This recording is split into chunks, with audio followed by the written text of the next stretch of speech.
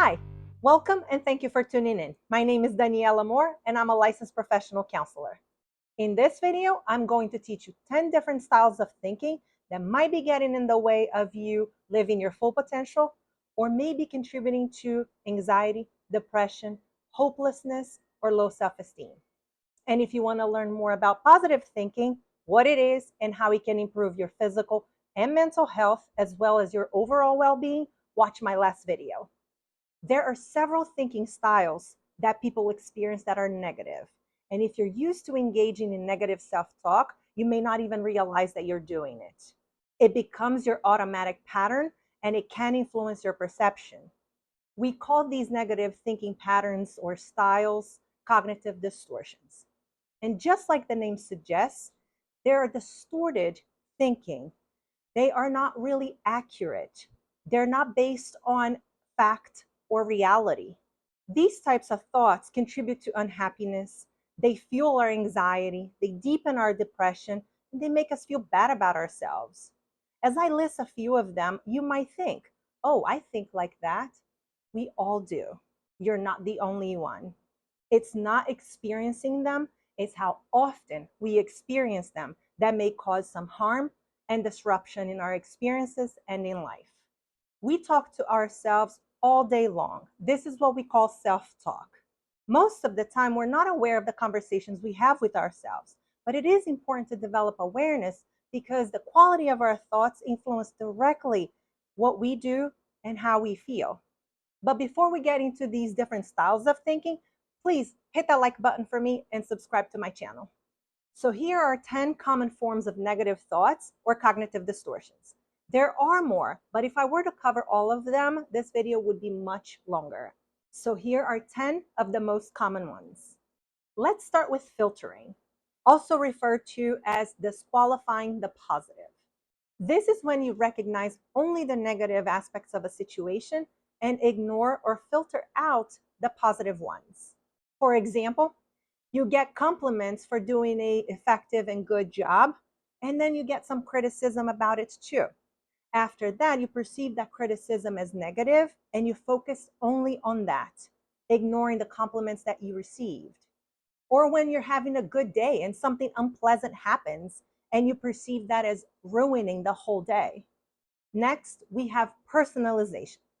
This is the belief that you are responsible for things outside of your control or that have nothing to do with you.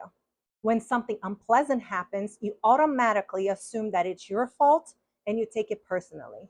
Here are some examples. Our team lost because of me.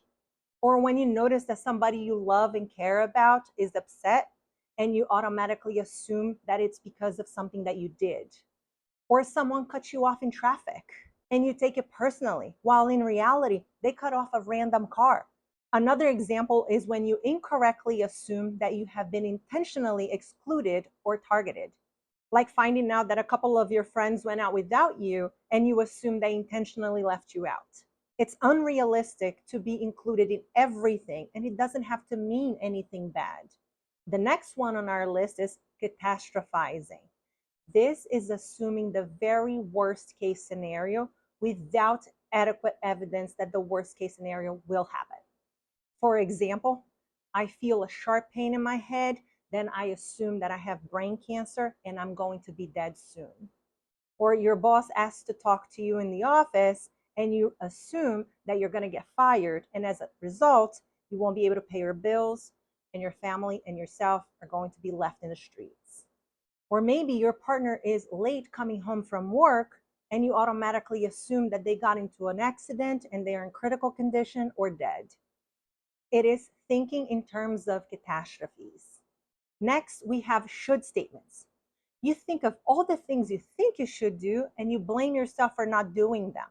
Should is a word that indicates rule, requirement, demand. There are plenty of ways that are appropriate to use the word should. For example, I should get to work on time. I should wear my seatbelt. I shouldn't text while driving. But many times we use the word should in ways that can be disruptive because it is self-critical and it puts a lot of unnecessary pressure on you. For example, I should be doing more to help out. I should be losing weight. I should overcome my social anxiety. Some should statements have good intentions behind them, but the problem is how they are expressed. Should statements can have unrealistic expectations and add unnecessary pressure on your life. And when these goals are not met, you might think that you have failed. Over time, this can have a detrimental impact on your self esteem and it can increase anxiety. When you identify a should statement as a self criticism or an internal rule or demand, try replacing the word should by words like would, could, would like to, want to, wish, and so on. For example, I wish I was losing weight. I could be losing weight. I want to overcome my social anxiety. Do you see how much lighter these sentences become? Our next one is magnification or minimization.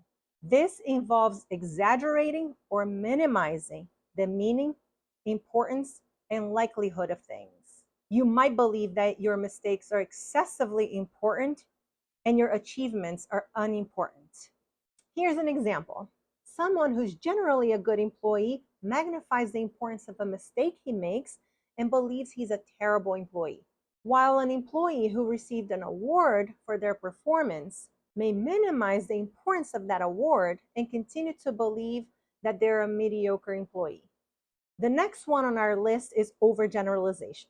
This is when we assume that one negative event or experience means that every event or experience moving forward will be negative too. Let's say you're looking for a new job and you go on a couple of interviews and you haven't gotten an offer yet. An example of overgeneralization would be, I suck at job interviews, or I'll never have a job. Or if someone hurts you and you automatically assume that everybody else moving forward will do the same. Stereotyping is a form of overgeneralization. This is when we ascribe characteristic to an individual based on the group they identify with or are a part of instead of their individual characteristics. And these groups may include race, political views, gender, religious beliefs, and so on. The next one is polarized thinking, also called all or nothing thinking or black and white thinking. This is also a form of overgeneralization. This refers to seeing things as good or bad, all or nothing, fantastic or awful. It is habitually thinking in extremes. There's no middle ground. So thoughts like, I have nothing interesting to say, nobody loves me, you're either with me or against me. Be mindful of words like never, always, everything, nothing, everyone, no one, and so on. Next, we have magical thinking. This is the belief that acts will influence unrelated situations. Here's an example of a core belief I encounter pretty often. I'm a good person. Bad things shouldn't happen to me. Being a good person doesn't guarantee only positive experiences. It's unrealistic to expect that only good things will happen. Bad things happen to good people, and good things happen to bad people. This is a very common thinking style experienced by people struggling with OCD. The belief that doing things a certain way or a certain number of time will prevent something bad from happen or keep somebody else safe, for instance. Superstitions are also an example of magical thinking, like knocking on wood or wearing the same shirt when your team plays for good luck, and so on. The next one is jumping to conclusions. There are two ways we jump to conclusions with little to no evidence. One is mind reading, the other one is fortune telling. Mind reading is when you assume you know what people are thinking. So, for example, I won't say anything because they'll think I'm stupid. Or maybe I notice that my husband is quiet and reflective, and I assume that he's thinking about another woman. So this is mind reading. And fortune telling is making predictions about situations with little to no evidence and holding them as truth. So let's say you're looking for a job, and before you even apply for the job, you assume I won't get the job. or having a doctor's appointment and assuming that you're going to receive bad news, or believing or predicting that you will never find love simply based on the reality that you haven't found it yet. Lastly, we have emotional reasoning. This is mistaking our emotions and feelings for facts and truths. So, for example, I feel bad about a test grade and I think I'm an awful student. Or when you're feeling insecure in your relationship and jealousy leads you to think that your partner is cheating on you. Or maybe you feel lonely and you conclude that people don't like you. This is not to invalidate your feelings. This is to learn to interpret reality more accurately based on rational evidence. Think of these as habits of the mind. This is a good thing because bad habits can be changed over time. With effort and practice, you can develop a more optimistic mindset and get all the benefits that come with it that I described in my previous video. So make sure to check it out. A big part of changing these unhelpful thinking styles is becoming aware of them. Pay attention to how you're framing and interpreting your experiences. If we frame things in a healthier way, we most likely will experience less anxiety and suffering. And remember, just like with any skill or habit, this takes time, effort, and consistency. Be kind to yourself. Mindfulness is a practice that can help us develop more awareness of our surroundings and internal states. I have a video on mindfulness. I encourage you to check it out. Practice self-talk. Start by following one simple rule. Don't say anything to yourself that you wouldn't say to a friend. Ask yourself, would I talk to my best friend this way? The journey of self-development and healing is about becoming your best friend, your cheerleader, your biggest fan. Be gentle and encouraging to yourself. When you catch a negative thought entering your mind, evaluate it rationally and rewrite it with affirmations of what is good about you or the experience that you're having. In many cases, think about things you're thankful for to practice gratitude. Want to learn more about gratitude? I have a video on that too. Check it out. Negative self-talk leads to self-criticism, and positive self-talk leads to self-compassion and acceptance. You will experience negative thoughts and cognitive distortions. We all do, so expect that. When you notice them, work on replacing them with more realistic versions. Challenging these negative thoughts can be particularly difficult when we face situations that trigger our fears, like meeting new people, speaking in public, an upcoming evaluation or review at work, and so on. But with practice, actively replacing negative thoughts with positive ones can help you become a more positive thinker. Remember, you are not overlooking facts or telling yourself any fantasy. You are just including aspects that are positive, realistic, and more hopeful.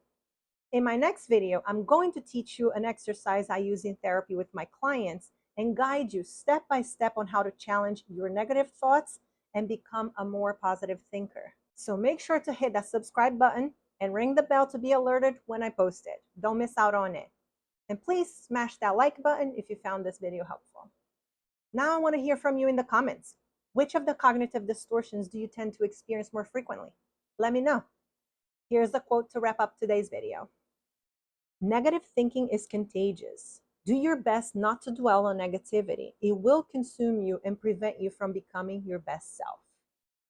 Thank you for watching. Take pride in your journey of self-development and continue to evolve more. I'll see you next time.